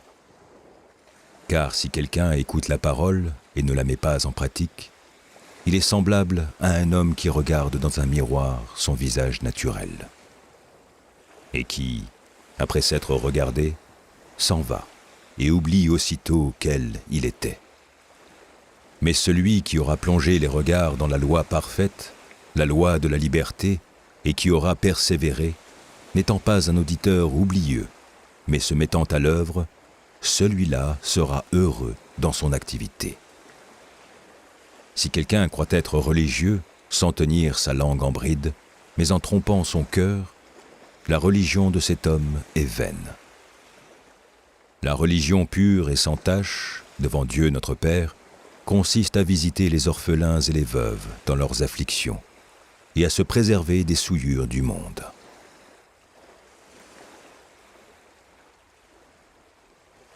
Matthieu, chapitre 10. Ne croyez pas que je sois venu apporter la paix sur terre. Je ne suis pas venu apporter la paix, mais l'épée. Car je suis venu mettre la division entre l'homme et son père, entre la fille et sa mère, entre la belle-fille et sa belle-mère.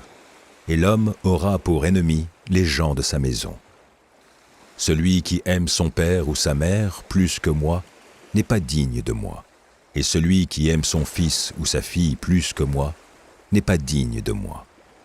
Celui qui ne prend pas sa croix et ne me suit pas n'est pas digne de moi. Celui qui conservera sa vie la perdra, et celui qui perdra sa vie à cause de moi la retrouvera. Celui qui vous reçoit me reçoit, et celui qui me reçoit reçoit celui qui m'a envoyé. Celui qui reçoit un prophète en qualité de prophète recevra une récompense de prophète, et celui qui reçoit un juste en qualité de juste recevra une récompense de juste. Et quiconque donnera seulement un verre d'eau froide à l'un de ces petits, parce qu'il est mon disciple, je vous le dis en vérité, il ne perdra point sa récompense.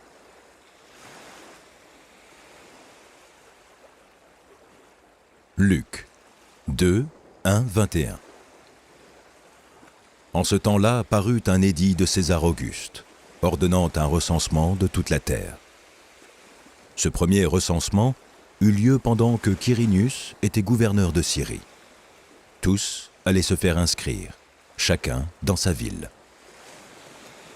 Joseph aussi monta de la Galilée, de la ville de Nazareth, pour se rendre en Judée dans la ville de David, appelée Bethléem, parce qu'il était de la maison et de la famille de David, afin de se faire inscrire avec Marie, sa fiancée, qui était enceinte. Pendant qu'ils étaient là, le temps où Marie devait accoucher arriva, et elle enfanta son fils premier-né.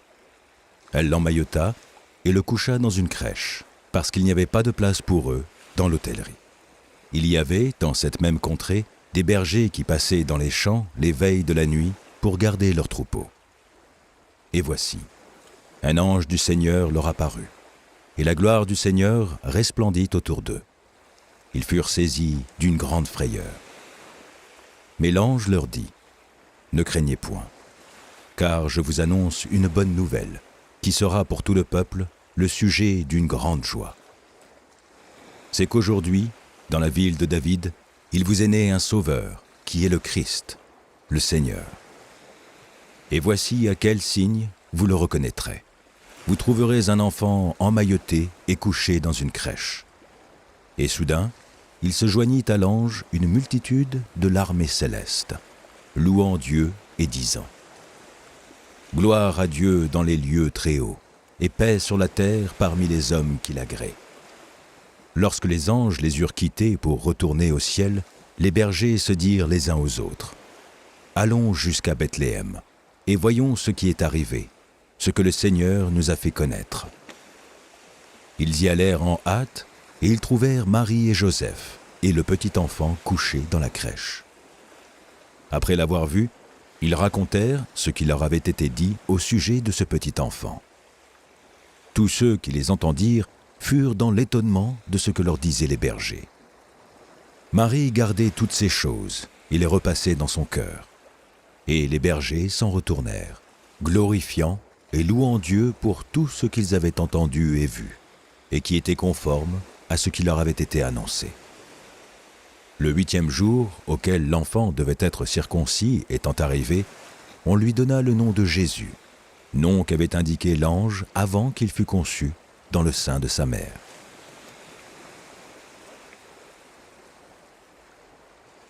Psaume 27. L'Éternel est ma lumière et mon salut. De qui aurais-je crainte? L'Éternel est le soutien de ma vie. De qui aurais-je peur? Quand des méchants s'avancent contre moi pour dévorer ma chair, Ce sont mes persécuteurs et mes ennemis qui chancellent et tombent. Si une armée se campait contre moi, mon cœur n'aurait aucune crainte. Si une guerre s'élevait contre moi, je serais malgré cela plein de confiance. Je demande à l'Éternel une chose, que je désire ardemment. Je voudrais habiter toute ma vie dans la maison de l'Éternel, pour contempler la magnificence de l'Éternel et pour admirer son temple. Car il me protégera dans son tabernacle au jour du malheur. Il me cachera sous l'abri de sa tente. Il m'élèvera sur un rocher. Et déjà, ma tête s'élève sur mes ennemis qui m'entourent. J'offrirai des sacrifices dans sa tente, au son de la trompette. Je chanterai, je célébrerai l'Éternel. Éternel, écoute ma voix, je t'invoque. Aie pitié de moi et exauce-moi. Mon cœur dit de ta part, cherchez ma face. Je cherche ta face, ô Éternel. Ne me cache point ta face, ne repousse pas avec colère ton serviteur. Tu es mon secours, ne me laisse pas, ne m'abandonne pas, Dieu de mon salut. Car mon père et ma mère m'abandonnent, mais l'Éternel me recueillera. Éternel, enseigne-moi ta voie, conduis-moi dans le sentier de la droiture à cause de mes ennemis. Ne me livre pas au bon plaisir de mes adversaires, car ils s'élèvent contre moi de faux témoins et des gens qui ne respirent que la violence. Oh, si je n'étais pas sûr de voir la bonté de l'Éternel sur la terre des vivants.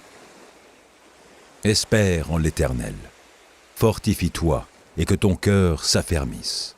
Espère en l'Éternel.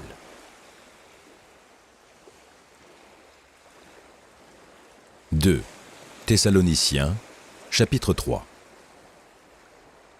Au reste, frères, priez pour nous, afin que la parole du Seigneur se répande et soit glorifiée comme elle l'est chez vous, et afin que nous soyons délivrés des hommes méchants et pervers, car tous n'ont pas la foi. Le Seigneur est fidèle, il vous affirmera et vous préservera du malin. Nous avons à votre égard cette confiance dans le Seigneur que vous faites et que vous ferez les choses que nous recommandons. Que le Seigneur dirige vos cœurs vers l'amour de Dieu et vers la patience du Christ. Nous vous recommandons, frères, au nom de notre Seigneur Jésus-Christ, de vous éloigner de tout frère qui vit dans le désordre, et non selon les instructions que vous avez reçues de nous. Vous savez vous-même comment il faut nous imiter, car nous n'avons pas vécu parmi vous dans le désordre. Nous n'avons mangé gratuitement le pain de personne, mais dans le travail et dans la peine, nous avons été nuit et jour à l'œuvre, pour n'être à charge à chacun de vous. Ce n'est pas que nous n'en eussions le droit, mais nous avons voulu vous donner en nous-mêmes un modèle à imiter. Car lorsque nous étions chez vous, nous vous disions expressément, « Si quelqu'un ne veut pas travailler, qu'il ne mange pas non plus. » Nous apprenons cependant qu'il y en a parmi vous quelques-uns qui vivent dans le désordre, qui ne travaillent pas, mais qui s'occupent de futilités. Nous invitons ces gens-là et nous les exhortons par le Seigneur Jésus-Christ à manger leur propre pain, en travaillant paisiblement. Pour vous, frères, ne vous lassez pas de faire le bien.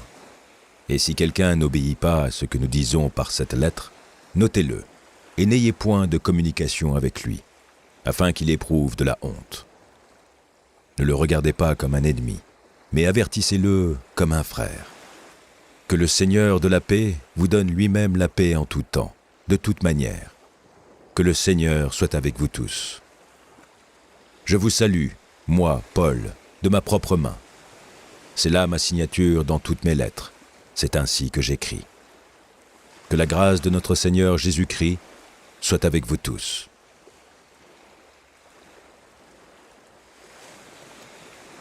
Ecclésiaste, chapitre 1.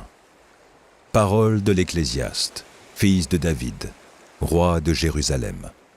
Vanité des vanités, dit l'Ecclésiaste, vanité des vanités, tout est vanité. Quel avantage revient-il à l'homme de toute la peine qu'il se donne sous le soleil? Une génération s'en va, une autre vient, et la terre subsiste toujours. Le soleil se lève, le soleil se couche. Il soupire après le lieu d'où il se lève de nouveau. Le vent se dirige vers le midi, tourne vers le nord, puis il tourne encore et reprend les mêmes circuits. Tous les fleuves vont à la mer, et la mer n'est point remplie. Ils continuent à aller vers le lieu où ils se dirigent. Toutes choses sont en travail au-delà de ce qu'on peut dire. L'œil ne se rassasie pas de voir, et l'oreille ne se lasse pas d'entendre. Ce qui a été, c'est ce qui sera, et ce qui s'est fait, c'est ce qui se fera. Il n'y a rien de nouveau sous le soleil. S'il est une chose dont on dise « Vois ceci, c'est nouveau », cette chose existe déjà dans les siècles qui nous ont précédés. On ne se souvient pas de ce qui est ancien, et ce qui arrivera dans la suite ne laissera pas de souvenir chez ceux qui vivront plus tard. Moi, l'Ecclésiaste, j'ai été roi d'Israël à Jérusalem. J'ai appliqué mon cœur à rechercher et à sonder par la sagesse tout ce qui se fait sous les cieux. C'est là une occupation pénible, à laquelle Dieu soumet les fils de l'homme. J'ai vu tout ce qui se fait sous le soleil, et voici, tout est vanité et poursuite du vent. Ce qui est courbé ne peut se redresser, et ce qui manque ne peut être compté. J'ai dit en mon cœur, voici, j'ai grandi et surpassé en sagesse tous ceux qui ont dominé avant moi sur Jérusalem, et mon cœur a vu beaucoup de sagesse et de science.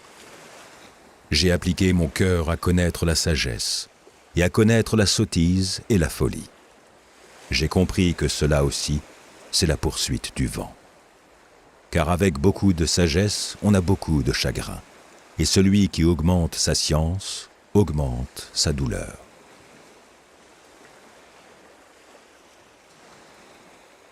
1 Pierre, chapitre 2. Rejetant donc tout malice et toute ruse, la dissimulation, l'envie et toute médisance, désirez, comme des enfants nouveau-nés, le lait spirituel et pur, afin que par lui vous croissiez pour le salut, si vous avez goûté que le Seigneur est bon. Approchez-vous de lui, pierre vivante, rejetée par les hommes, mais choisie et précieuse devant Dieu. Et vous-même, comme des pierres vivantes, édifiez-vous pour former une maison spirituelle, un saint sacerdoce, afin d'offrir des victimes spirituelles agréables à Dieu par Jésus-Christ. Car il est dit dans l'Écriture, « Voici, je mets en Sion une pierre angulaire, choisie, précieuse, et celui qui croit en elle ne sera point confus. » L'honneur est donc pour vous qui croyez, mais pour les incrédules, la pierre qu'ont rejetée ceux qui bâtissaient est devenue la principale de l'angle, et une pierre d'achoppement et un rocher de scandale. Ils s'y heurtent pour n'avoir pas cru à la parole, et c'est à cela qu'ils sont destinés. Vous, au contraire, vous êtes une race élue, un sacerdoce royal, une nation sainte, un peuple acquis, afin que vous annonciez les vertus de celui qui vous a appelés des ténèbres à son admirable lumière. Vous qui, autrefois, n'étiez pas un peuple, et qui maintenant êtes le peuple de Dieu, vous qui n'aviez pas obtenu miséricorde, et qui maintenant avez obtenu miséricorde. Bien-aimés, je vous exhorte, comme étrangers et voyageurs sur la terre, à vous abstenir des convoitises charnelles qui font la guerre à l'âme. Ayez au milieu des païens une bonne conduite, afin que là même où ils vous calomnient, comme si vous étiez des malfaiteurs, ils remarquent vos bonnes œuvres et glorifient Dieu au jour où il les visitera. Soyez soumis, à cause du Seigneur, à toute autorité établie parmi les hommes, soit au roi comme souverain, soit au gouverneur comme envoyé par lui pour punir les malfaiteurs et pour approuver les gens de bien. Car c'est la volonté de Dieu qu'en pratiquant le bien, vous réduisiez au silence les hommes ignorants et insensés, étant libres, sans faire de la liberté un voile qui couvre la méchanceté, mais agissant comme des serviteurs de Dieu. Honorez tout le monde, aimez les frères, craignez Dieu. Honorez le roi. Serviteurs, soyez soumis en toute crainte à vos maîtres, non seulement à ceux qui sont bons et doux, mais aussi à ceux qui sont d'un caractère difficile. Car c'est une grâce que de supporter des afflictions par motif de conscience envers Dieu quand on souffre injustement. En effet, quelle gloire y a-t-il à supporter de mauvais traitements pour avoir commis des fautes? Mais si vous supportez la souffrance, lorsque vous faites ce qui est bien, c'est une grâce devant Dieu. Et c'est à cela que vous avez été appelés, parce que Christ aussi a souffert pour vous, vous laissant un exemple, afin que vous suiviez ses traces. Lui qui n'a point commis de péché, et dans la bouche duquel il ne s'est point trouvé de fraude. Lui qui, injurié, ne rendait point d'injures, maltraité, ne faisait point de menaces, mais s'en remettait à celui qui juge justement. Lui qui a porté lui-même nos péchés en son corps sur le bois, afin que, morts au péché, nous vivions pour la justice. Lui par les meurtrissures duquel vous avez été guéris. Car vous étiez comme des brebis errantes. Mais maintenant, vous êtes retournés vers le pasteur et le gardien de vos âmes.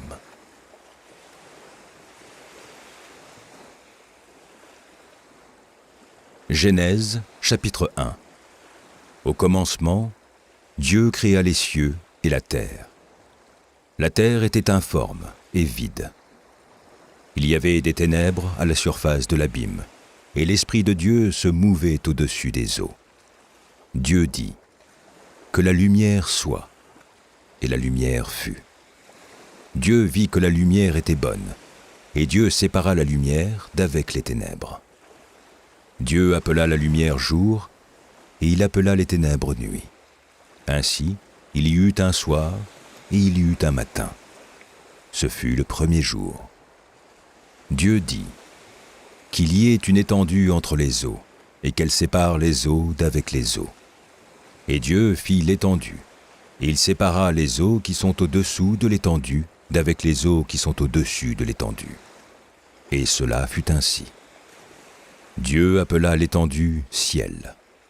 Ainsi, il y eut un soir, et il y eut un matin. Ce fut le second jour.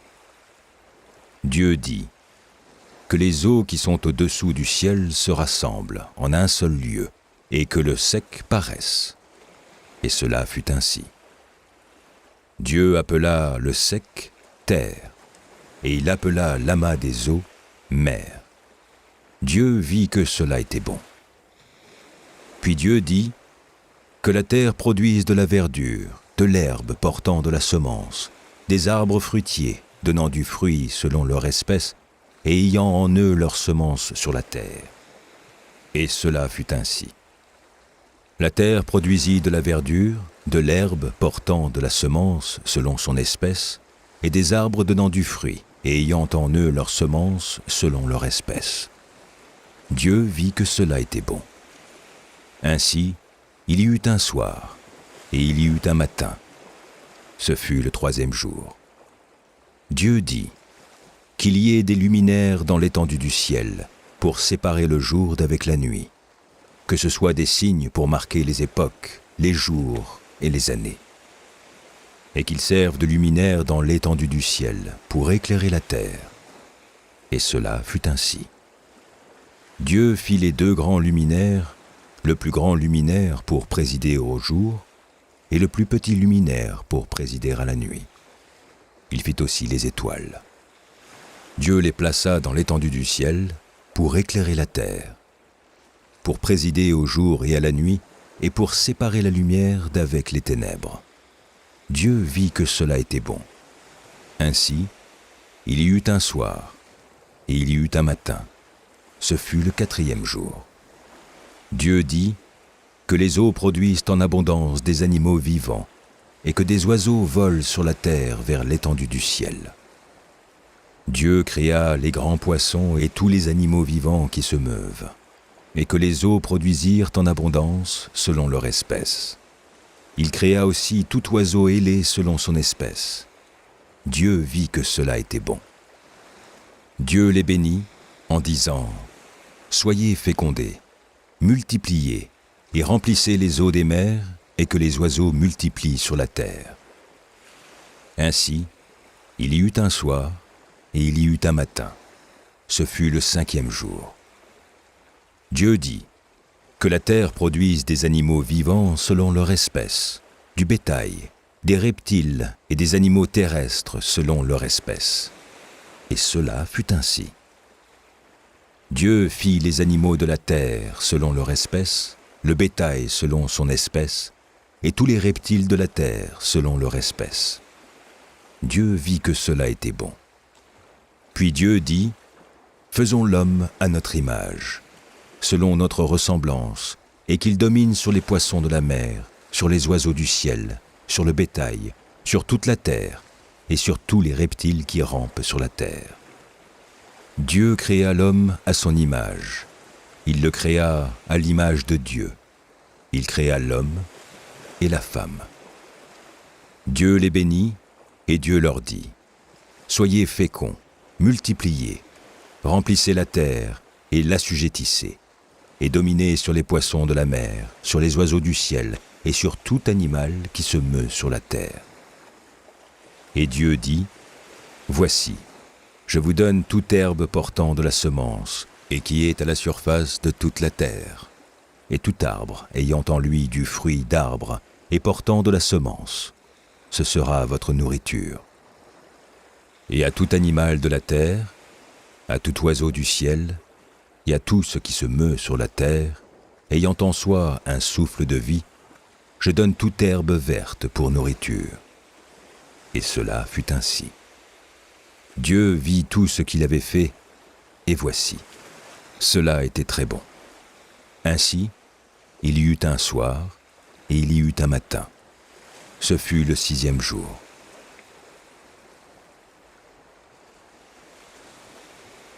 Celui qui demeure sous l'abri du Très-Haut repose à l'ombre du Tout-Puissant. Je dis à l'Éternel, mon refuge et ma forteresse, mon Dieu en qui je me confie. Car c'est lui qui te délivre du filet de l'oiseleur, de la peste et de ses ravages. Il te couvrira de ses plumes, et tu trouveras un refuge sous ses ailes. Sa fidélité est un bouclier et une cuirasse.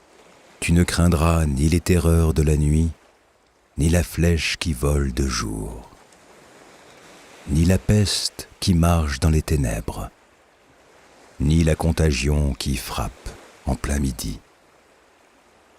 Que 1000 tombent à ton côté et 10 000 à ta droite, tu ne seras pas atteint.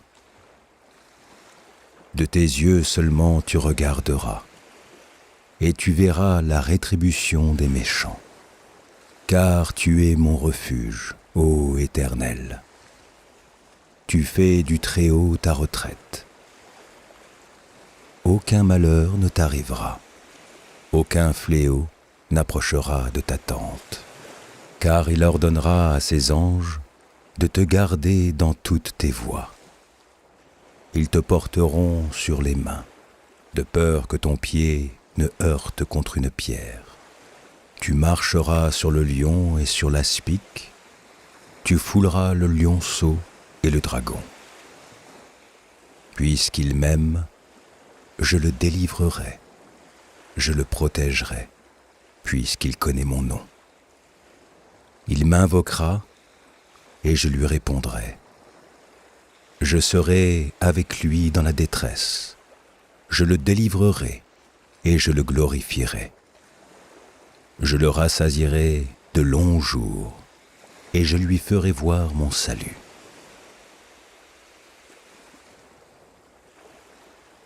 Job, chapitre 38.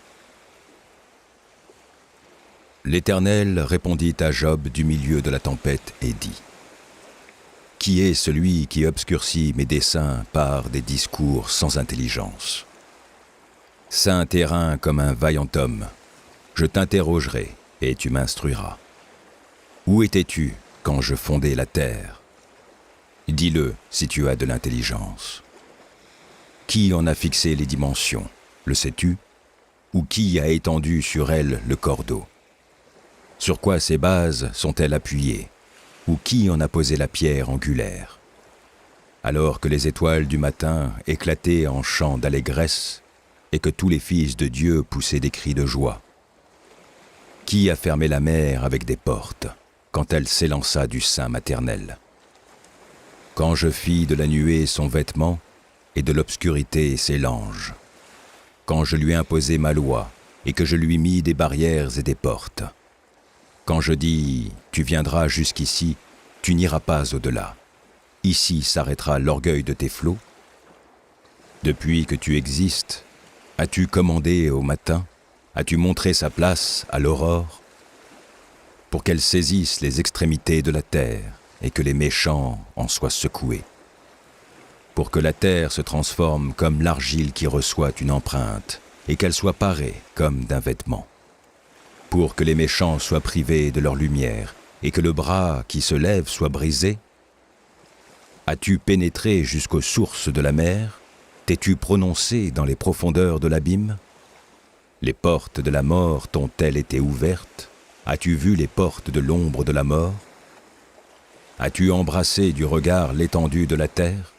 Parle, si tu sais toutes ces choses. Où est le chemin qui conduit au séjour de la lumière? Et les ténèbres, où ont-elles leur demeure? Peux-tu les saisir à leurs limites et connaître les sentiers de leur habitation? Tu le sais, car alors tu étais né, et le nombre de tes jours est grand. Es-tu parvenu jusqu'au amas de neige? As-tu vu les dépôts de grêle? Que je tiens en réserve pour les temps de détresse, pour les jours de guerre et de bataille. Par quel chemin la lumière se divise-t-elle, et le vent d'Orient se répand-il sur la terre? Qui a ouvert un passage à la pluie et tracé la route de l'éclair et du tonnerre? Pour que la pluie tombe sur une terre sans habitants, sur un désert où il n'y a point d'homme. Pour qu'elle abreuve les lieux solitaires et arides et qu'elle fasse germer et sortir de l'herbe? La pluie a-t-elle un père? Qui fait naître les gouttes de la rosée? Du sein de qui sort la glace et qui enfante le frimas du ciel? Pour que les eaux se cachent comme une pierre et que la surface de l'abîme soit enchaînée? Noues-tu les liens des Pléiades ou détaches-tu les cordages de l'Orion? Fais-tu paraître en leur temps les signes du zodiaque et conduis-tu la grande ourse avec ses petits? Connais-tu les lois du ciel? Règles-tu son pouvoir sur la terre? Élèves-tu la voix jusqu'aux nuées pour appeler à toi des torrents d'eau? Lances-tu les éclairs? Partent-ils? Te disent-ils, nous voici? Qui a mis la sagesse dans le cœur, ou qui a donné l'intelligence à l'esprit? Qui peut avec sagesse compter les nuages et verser les outres des cieux, pour que la poussière se mette à ruisseler et que les mottes de terre se collent ensemble? Chasses-tu la proie pour la lionne et apaises-tu la faim des lionceaux? Quand ils sont couchés dans leur tanière, quand ils sont en embuscade dans leur repère, qui prépare au corbeau sa pâture quand ses petits crient vers Dieu, quand ils sont errants et affamés?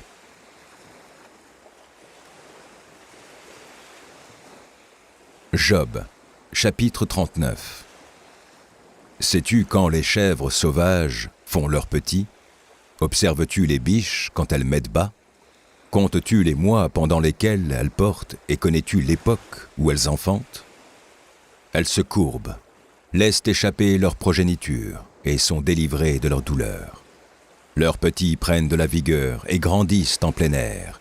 Ils s'éloignent et ne reviennent plus auprès d'elles. Qui met en liberté l'âne sauvage et l'affranchit de tout lien? J'ai fait du désert son habitation, de la terre salée sa demeure. Il se rit du tumulte des villes, il n'entend pas les cris d'un maître.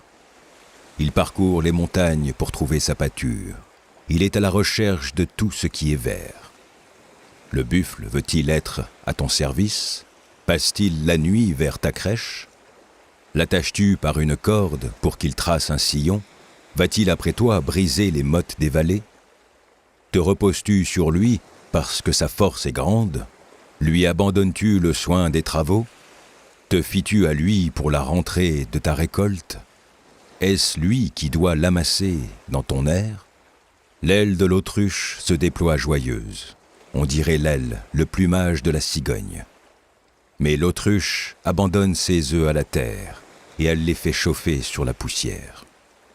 Elle oublie que le pied peut les écraser, qu'une bête des champs peut les fouler. Elle est dure envers ses petits, comme s'ils n'étaient point à elle. Elle ne s'inquiète pas de l'inutilité de son enfantement. Car Dieu lui a refusé la sagesse. Il ne lui a pas donné l'intelligence en partage. Quand elle se lève et prend sa course, elle se rit du cheval et de son cavalier. Est-ce toi qui donnes la vigueur au cheval et qui revêt son cou d'une crinière flottante? Le fais-tu bondir comme la sauterelle? Son fier hennissement répand la terreur. Il creuse le sol et se réjouit de sa force. Il s'élance au-devant des armes. Il se rit de la crainte, il n'a pas peur. Il ne recule pas en face de l'épée. Sur lui retentit le carquois, brille la lance et le javelot. Bouillonnant d'ardeur, il dévore la terre. Il ne peut se contenir au bruit de la trompette. Quand la trompette sonne, il dit « En avant !» Et de loin, il flaire la bataille, la voix tonnante des chefs et les cris de guerre. Est-ce par ton intelligence que l'épervier prend son vol et qu'il étend ses ailes vers le midi? Est-ce par ton ordre que l'aigle s'élève et qu'il place son nid sur les hauteurs? C'est dans les rochers qu'il habite, qu'il a sa demeure, sur la cime des rochers, sur le sommet des monts. De là, il épie sa proie, il plonge au loin les regards. Ses petits boivent le sang, et là où sont des cadavres, l'aigle se trouve.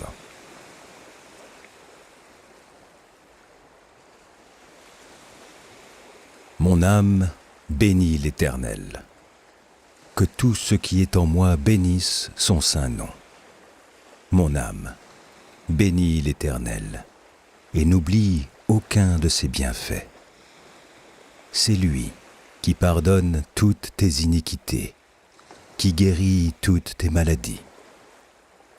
C'est lui qui délivre ta vie de la fosse, qui te couronne de bonté et de miséricorde. C'est lui qui rassasie de bien ta vieillesse, qui te fait rajeunir comme l'aigle. L'Éternel fait justice. Il fait droit à tous les opprimés. Il a manifesté ses voies à Moïse, ses œuvres aux enfants d'Israël. L'Éternel est miséricordieux et compatissant, lent à la colère et riche en bonté. Il ne conteste pas sans cesse. Il ne garde pas sa colère à toujours. Il ne nous traite pas selon nos péchés. Il ne nous punit pas selon nos iniquités. Mais autant les cieux sont élevés au-dessus de la terre, autant sa bonté est grande pour ceux qui le craignent. Autant l'Orient est éloigné de l'Occident, autant il éloigne de nous nos transgressions. Comme un père a compassion de ses enfants, l'Éternel a compassion de ceux qui le craignent. Car il sait de quoi nous sommes formés. Il se souvient que nous sommes poussière. L'homme, ses jours sont comme l'herbe, il fleurit comme la fleur des champs. Lorsqu'un vent passe sur elle, elle n'est plus, et le lieu qu'elle occupait ne la reconnaît plus. Mais la beauté de l'Éternel dure à jamais pour ceux qui le craignent, et sa miséricorde pour les enfants de leurs enfants, pour ceux qui gardent son alliance et se souviennent de ses commandements afin de les accomplir. L'Éternel a établi son trône dans les cieux, et son règne domine sur toutes les choses. Bénissez l'Éternel, vous ses anges, qui êtes puissants en force, et qui exécutez ses ordres, en obéissant à la voix de sa parole. Bénissez l'Éternel, vous toutes ses armées, qui êtes ses serviteurs et qui faites sa volonté. Bénissez l'Éternel, vous toutes ses œuvres, dans tous les lieux de sa domination. Mon âme, bénis l'Éternel.